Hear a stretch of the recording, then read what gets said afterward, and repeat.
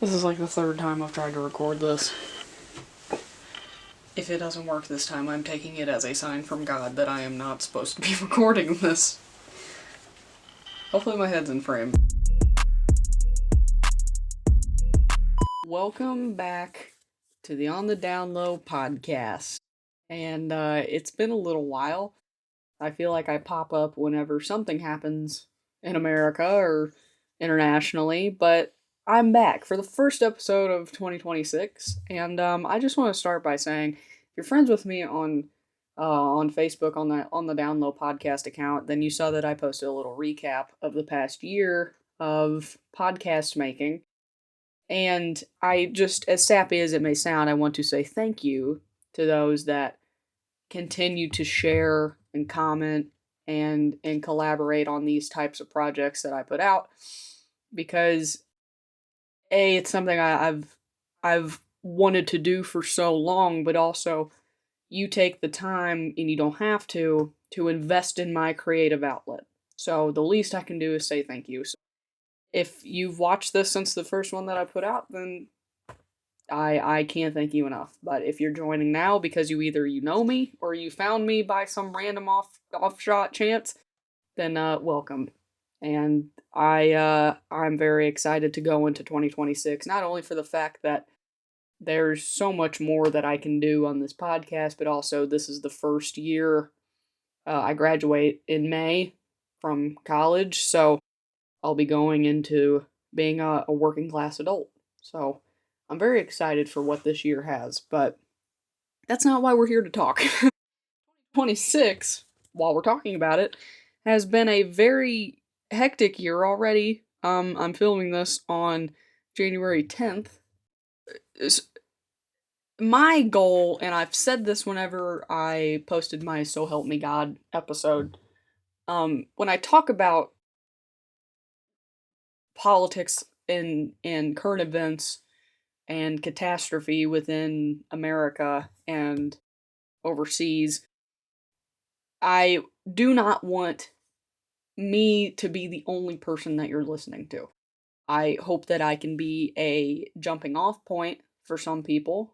I believe that action cannot start without education, and action without education is almost more hurtful than the problem itself.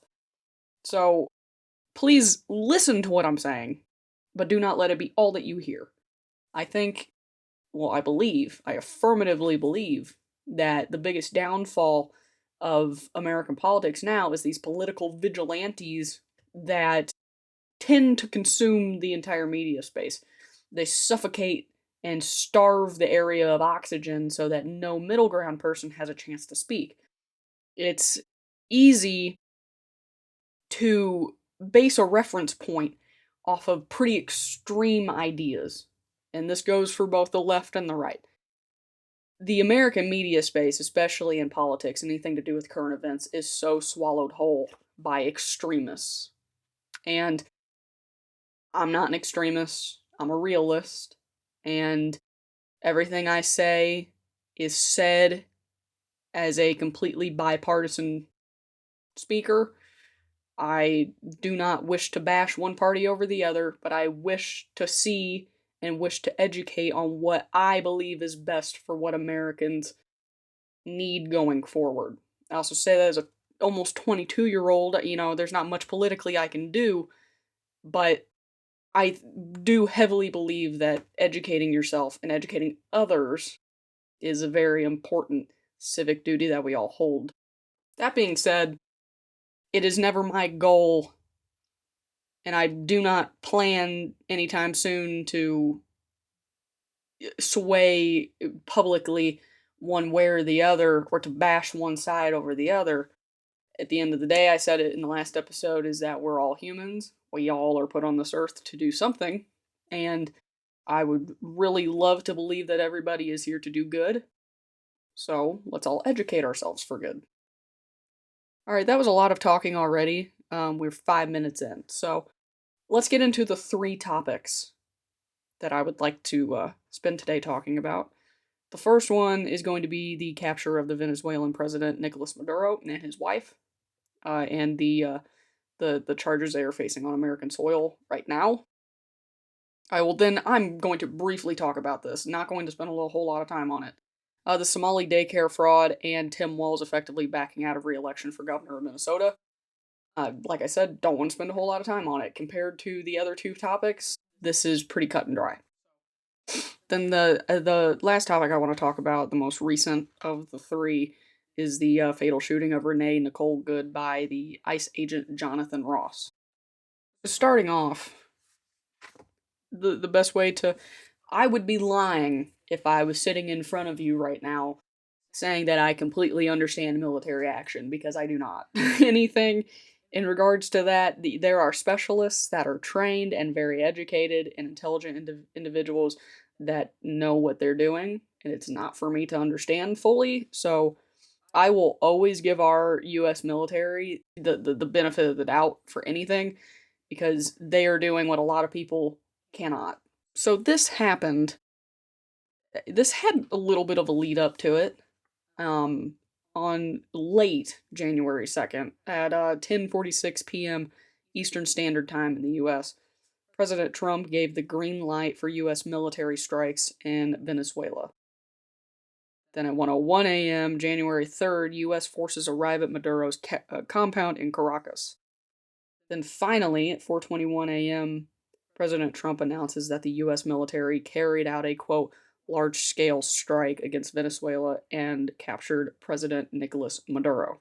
When I do my notes, I do them Cornell style. Not that that matters, but what I was going to say is that I do the left column with main ideas and dates and questions. Then in the right column, I answer those. So the next question I pose to myself is why did the US government get involved? And I think that's the biggest issue that a lot of Americans are having a hard time wrapping their mind around, is why exactly the US got involved in the first place. In the months leading up to the strike, the US military had been making a rather large presence off the coast of Venezuela and had evolved to intercepting drug trafficking boats. General Dan Kane, who is the chairman of the Joint Chiefs of Staff, explained that this was a mission that had been rehearsed and prepared for multiple months. And a quote from him that I read while doing my research is, quote, "We think, we develop, we train, we rehearse, we debrief, we rehearse again and again, not to get it right, but to ensure we cannot get it wrong," end quote. So, like I said, this is something that is beyond my brainstem functioning capability, but this was not an underthought invasion. And the first thing that came to mind whenever I was thinking about doing this episode and the research going into it was the first military invasion fail that I thought of was the Bay of Pigs invasion in Cuba. And that was within the first 3 months of President Kennedy's administration. And it's wild how quick a successful an unsuccessful military operation can mask or hide or humiliate or boast a country. So this, military-wise, went very well, very swift. Sounds like this was a very diligent military operation. Operation Absolute Resolve is what it was called. That all being said, this capture in its simplicity was to stop drug trafficking into the US from Venezuelan production. So by stopping this drug trafficking, Venezuela has direct ties and direct connection to fentanyl production and importation. So it was important that the US stop this in an attempt to protect American citizens. Earlier in 2025, President Donald Trump declared fentanyl a weapon of destruction. So many millions of Americans die or are seriously harmed from controlled substances like fentanyl every single year. By saying this and by knowing what fentanyl is identified as within the states, it gives good objectives to the US government as to why they would want to capture someone like this, someone who is putting American citizens in harm's way. But not only for that, that's the narrative we were given in American media is an effort to stop drug importation. There's a little more in between the lines of that in an attempt to leverage Venezuelan oil reserves. President Trump has said that Venezuela has stolen oil and oil revenue from America. And as I'm recording this morning, President Trump signed an executive order basically barring all oil revenue and holding those accounts away from Venezuelan access. So not only was it a leveraging tactic, and saving American citizens moment, it was a way to strengthen our geopolitical presence in a different region. So the big question, especially what was my issue, is this legal? What does customary international law say about this? I am definitely not a lawyer. I am not a legal professional. I understand about as much as the average person does about legalities and legal systems, but what I can understand is this in direct comparison to a reference point in history. But in terms of legal charges, Nicolas Maduro and his wife are being charged with narco-terrorism, cocaine importation conspiracy, and multiple separate weapons charges. This has happened in history before. This happened in 1989 during the Bush administration. The U.S. military and FBI joined forces on Operation Just Cause to capture Panama head of state General Manuel Noriega. It's the same story, effectively. He was brought from one sovereign state into another sovereign state. He was indicted on American soil for narcotics importation charges. Naturally, as the Trump administration is having that issue right now, there was a lot of issues with the Bush administration trying to legally validate this operation. There was a lot of pushback, especially at the United Nations General Security Council. So many countries vehemently said that this is something that America should not intervene with. Still, they went forward with it. It was also incredibly difficult and tangled in terms of legalities because the only way that a country could typically do this to another country is if there was an extradition policy, and there was not. There was not an extradition treaty signed or agreed upon between the United States and Panama. An extradition policy treaty is something that needs to be approved on by both sovereign states. And there was absolutely no way that America was going to get Panama to agree, and Panama was not going to agree with America. There was no legal documents that were ever going to back up this intervention. So the Bush administration fell back onto international law. Even though it wasn't directly going to defend them, they fell back into the in-between-the-lines reading of specifically UN Charter Article 51 and Charter 21, and they used this to leverage that what they were doing in this capture and the intervention was in terms of self-defense. That all peaceful avenues had been exhausted. They had already tried what they could do in terms of peaceful resorts to get Panama to work with them and to stop this narcotics problem. And it was even more difficult since there was no physical attack from Panama onto the U.S. There was nothing that they could directly tie to physical self-defense. The only thing they had was the objectives they had told to the American people. So in terms of approval ratings, the objective was out. Said that this is an interest of you and national security for the United States. This was not in retaliation because of some kind of physical altercation. It was pushed into American media that this is an attempt to restore Panama's diplomacy, and that this was something that was going to set them back on the right track, and it was going to save everybody in the United States. It was going to make everybody sleep a little better at night. Now, that sounds pretty cut and paste. That sounds pretty similar down to the charge, down to the invasion tactics. So what separates this, besides the fact that it was 36 years ago, in 1989, after this had happened, there was a poll conducted of Americans, and 74% of Americans supported the capture of Noriega and its objectives of why it was being done. In 2026, 33% of Americans support the capture of Maduro. while one would think that it's practically the same thing, they're separate factors. And my thoughts as to why that number is practically slashed in half is the objectives and the in between the lines reading of why the capture was done, besides the fact that it was in an attempt to save public interest and save American safety. That's not going to be argued about. There's no argument there, and there shouldn't be any argument there. Where the disagreement comes from, I believe, is because of the leveraging of Venezuelan oil. And the way it was presented to Americans in 1989 versus the way that it was presented to Americans in 2026. In 1989, it was said that this was all based around diplomacy, and that as soon as it was restored, then there wouldn't be any more problems. The way that's being done now is, America is trying to restore diplomacy. American government is. There's also the lingering effect of, we're going to leverage into your assets until you have a chance to get back on your feet, so to say. And even then, who knows what's going to come next.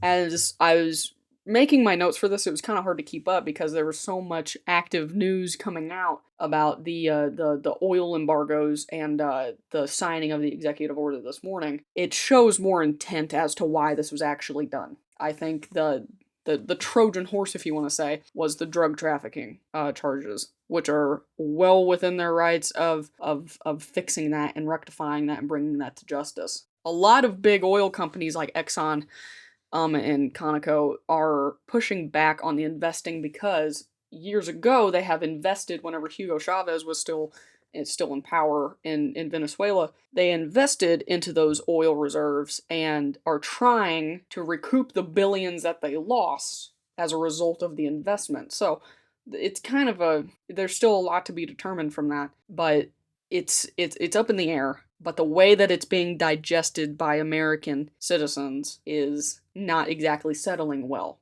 I believe. That is why I believe that number is slashed in half, is because of the way it was presented to us. It takes a little bit of digging, and it takes, like I said at the beginning, you have to form your own opinions of reality, not just based on extremist views. You have to read past that, and I believe a lot of polls now are reflective of extremist vigilantism, not so much so the realistic research. Maybe I'm wrong. Someone prove me wrong. That's until I see otherwise. That's what I'm going to believe. And also, this just, it pulls into the semantics. A lot of people don't like Trump. A lot of people don't like him as a president. They don't like him as a person. That type of semantic play has a lot to do with approval. He could have given you the cure to cancer, and there's still some people that would say no, because it's Donald Trump. He has a way of making people not like him. I was thinking earlier, it was like, there's a margin about this big of people that are like, yeah, he's okay. Like, they like him. They're not crazy about him, but they don't hate him. I feel it's either you come across people that think he is the best thing to ever grace the White House, or think that he deserves an extra toasty spot on Satan's lap. There's really a very, very, very small percentage of people that believe in the middle gray area. And overall, it's the afterwaves, too. I'm not president, I'm not in the federal government, but you would think that the way that a president handles a situation like this after the fact is more important than the actual act itself. You don't want to dig yourself a deeper grave than you already maybe have with a certain percentage of voters. I think that's also rubbing a lot of people the wrong way. But moving on, I could talk about that for a while. Being able to discern between what's in the interest of American people and what's in the interest of imperialistic charge, if you want to call it that, if you want to characterize it by that. Because I think that is how it's being characterized by voters. Okay, but actually moving on. Like I said, I don't want to spend a whole lot of time talking about the second topic, which is the Smalley daycare fraud. And Tim Walz. I don't want to spend too much time on it because I would rather spend more time on the last topic. But the day after Christmas, this one's a little more lighthearted, but still it's serious, but given the way it's surfaced is kind of funny. A YouTuber by the name of Nick Shirley posted a video exposing alleged fraudulent daycare centers in Minnesota. And if you haven't seen the video, like I said, they're kind of funny. Nick goes up to these daycare doors and asks if they have any availability for little Joey. And the ladies that answer don't really answer any questions. They close the door very quickly, try not to push any further. And of course, the videos themselves are not incriminating. They're not enough to prove fraud, but the afterwave led to federal investigation. And on January 5th, because of this daycare fraud, mainly because of the daycare fraud, backed out of running for re-election because of these allegations. So there's a lot of uncertainty floating around in terms of amount of money lost. From my own research, I've seen that some people say it's $300 million and some people say it's $3 million. But it is fair to assume millions were lost, millions that were supposed to be given to children, and now it's being funneled into who knows where. It's being siphoned from welfare funds into these facilities. After this, I will say, state investigators came and found that at all of these daycares that Nick visited, there were children at all but one, because they just weren't open for business yet. But there was a lot of already tense feelings about this situation because in 2019 there was actual proof of fraud in Minnesota at daycares, and upwards of a confirmed $6 million was illegitimately distributed to these places that either A, didn't have children, or B, didn't have enough children to validate the funds they were receiving. So after this, in the days following this expose, backlash was 5 blue states, including Minnesota, were frozen in childcare funds by President Trump. And as a result of that, in the future, all states are going to be required to supply increased documentation to prove that they are validating the funds that are being siphoned into these facilities. And I mean, that's really all I can say about this. And as a result, Tim Walz backed out of the race for governor. It's sad that yet again, actual children have to suffer because of fraudulent scams, the potential fraudulent scams, and now, as a result, these low-income families, these low-income children now have to suffer because they actually utilize these subsidized childcare facilities that are now under investigation and are going to have a harder time receiving funding because of the increased requirements of documentation. It takes one bad egg to ruin the whole batch, and yet again, a child is in the crossfire. A child should never have to see the negative side of financial issues. A child should not feel the repercussions because of fraud.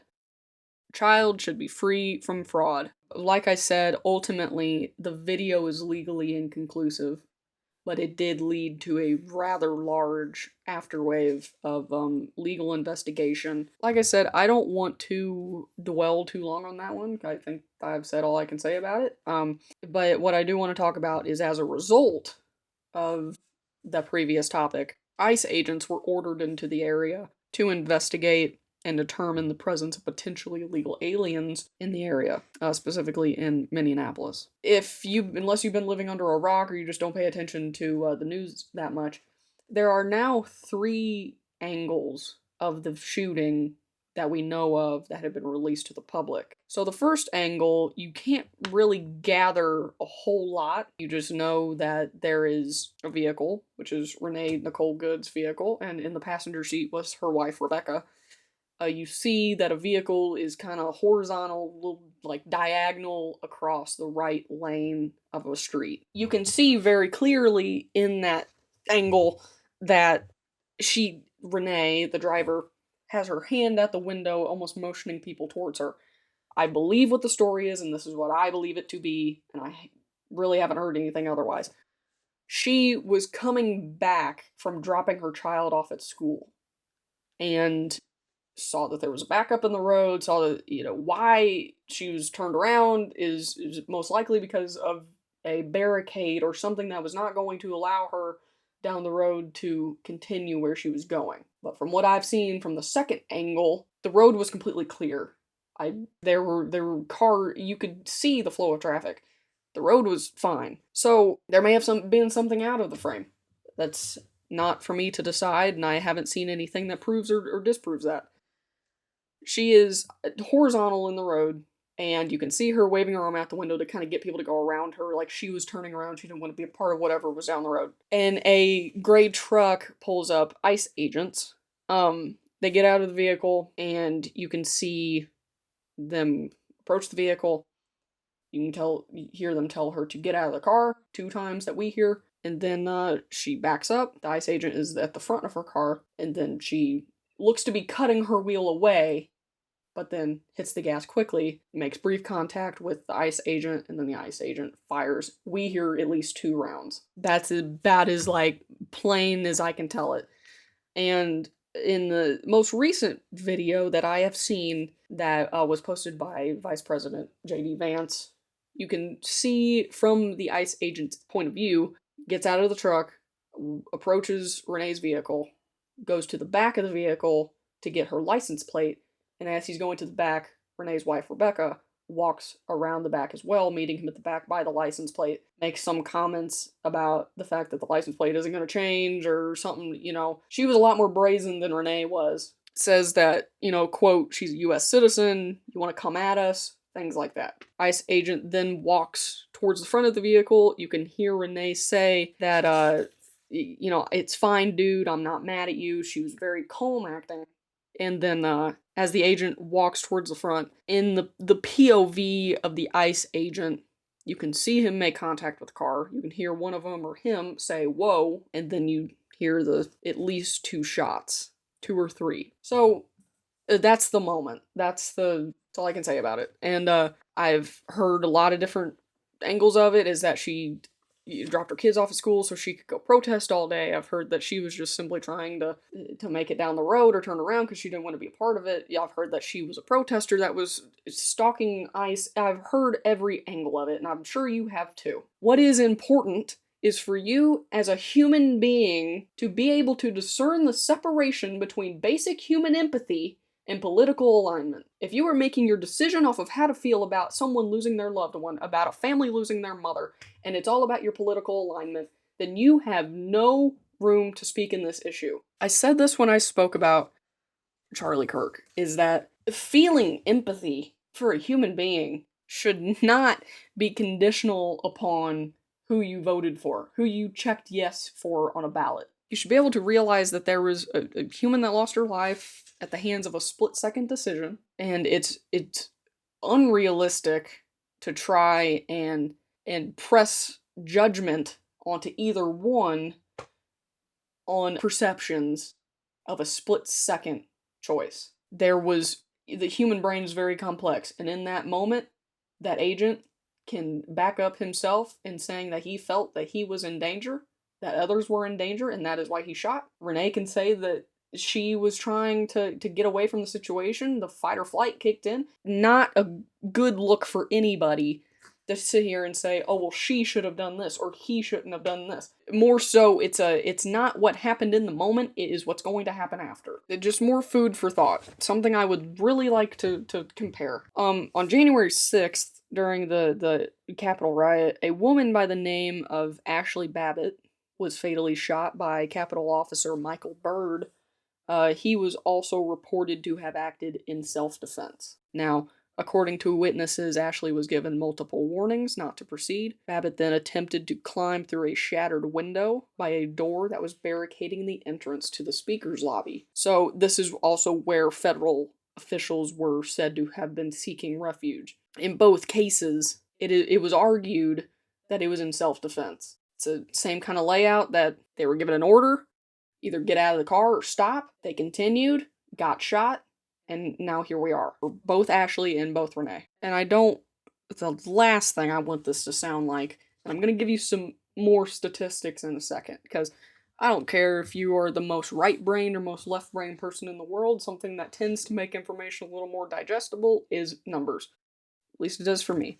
I'm not sitting here telling you, as someone that does believe in the presence of ICE, and does believe that we need ICE in areas where they suspect illegals are, there is a need for that presence. And I'm not going to sit here and tell you that Renee deserved it, or that Ashley deserved it. The human brain is very complex, and in the side of Jonathan Ross the ICE agent had something very similar happen to him in June of 2025. The agent was dragged a considerable length by a car that he was trying to pull a presumed illegal alien out of. I will not sit here and play into semantic games, and I will not sit here and listen to the what ifs of, oh, if she would have listened, if he would have just done whatever, if she, whatever, blah, blah, blah, blah, blah. We can drive ourselves to insanity to the end of time, trying to figure out the what ifs and the hypotheticals.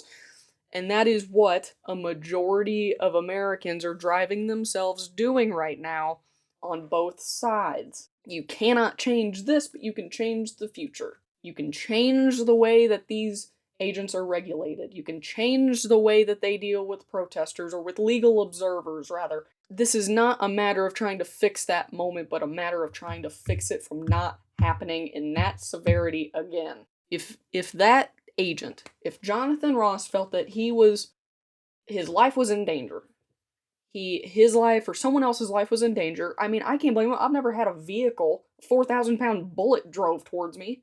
It doesn't matter if the wheel was cut or not. I mean, you don't know where that vehicle could have gone. And in that split second, we're leaving fate to a split second. He made a decision that he saw was fit. I've talked about that in a previous episode. I believe it was personality changes in friendship. And I said that you cannot blame yourself for an action in a moment where you were using your resources you had available to you to protect the things that you hold closest to you. You hold your life pretty close to you. You hold your sanity, you hold your safety and other safety pretty close to you.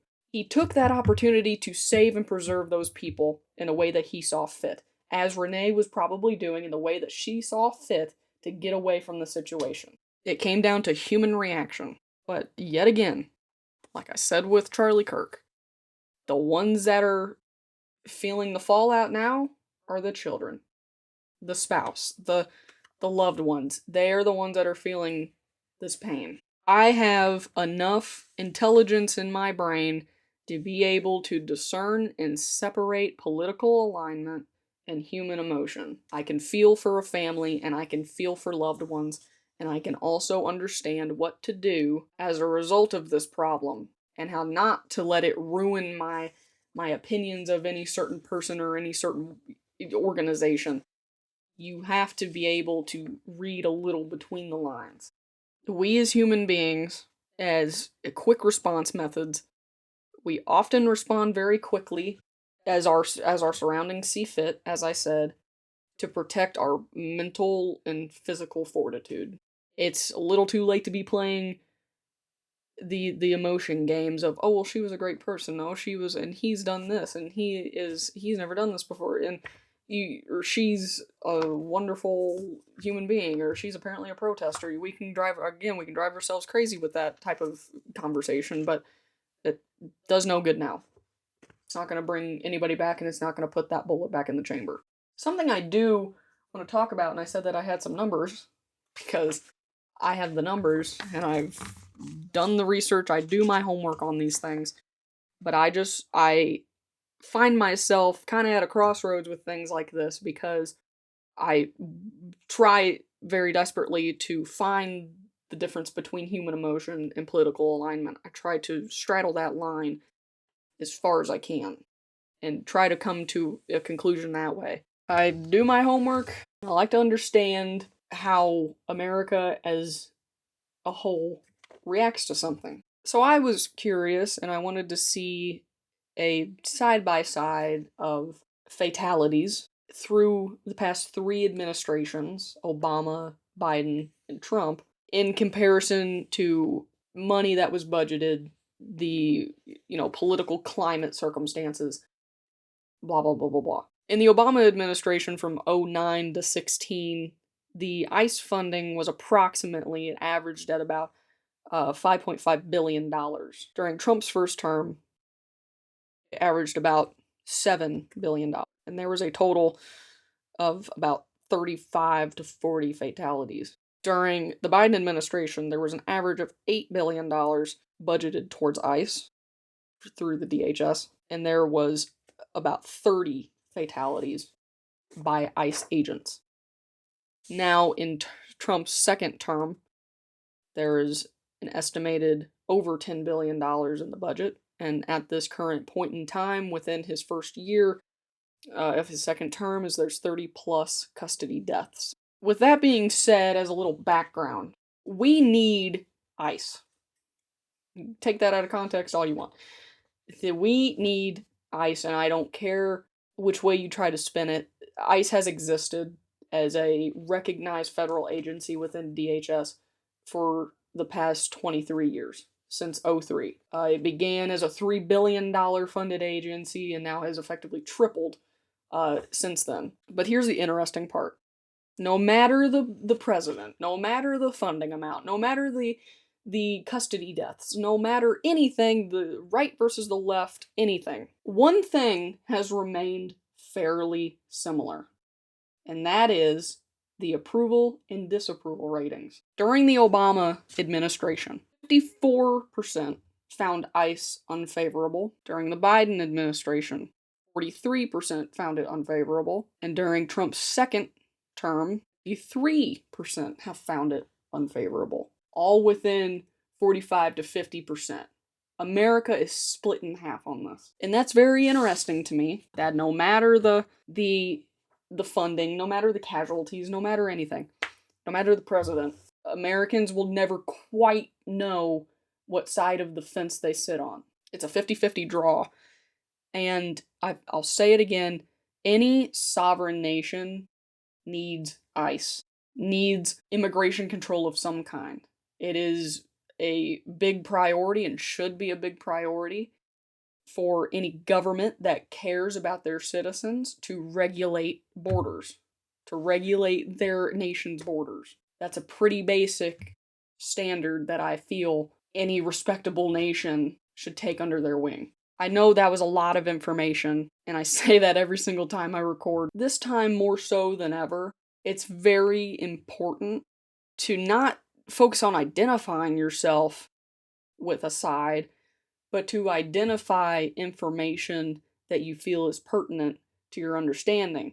You cannot be an effective change maker without education. It's important, the younger you are, I feel, too, to educate yourself onto the adult world you're going to be growing up in, going to be growing in more so. It's our job, and I said it last episode, it is my generation's job to fix whatever wrongs are going on in America. It falls on our shoulders, and the quicker you form not only an opinion, but a personal identity, and being able to build that callus around your brain that you know what you feel, you know where you stand, you know the difference between when political alignment needs to come in and when emotional alignment needs to come in. It's very, very important, and I feel, as I said at the beginning of this episode, is that political vigilantism is killing that separation. There's a lot of incorrect things floating out there right now, especially within the past week. And in today's world that everything circulates in and out within a heartbeat, you need to identify yourself as an intellect, as a political intellect over a political vigilante. You do not need to be an extremist, you need to be a realist. I'm going to cut it there, because I could talk until my face turns blue about how important it is to identify and establish yourself as a realist, not an extremist. And in today's world, it's very difficult to do that. But all that being said, thank you again for coming back for another year. And I'm going to keep trucking on with this kind of stuff. This is where my ambition lies, I believe. So I just want to say thank you again, and I hope you learned something. I hope you at least made you think a little bit. That's all I got.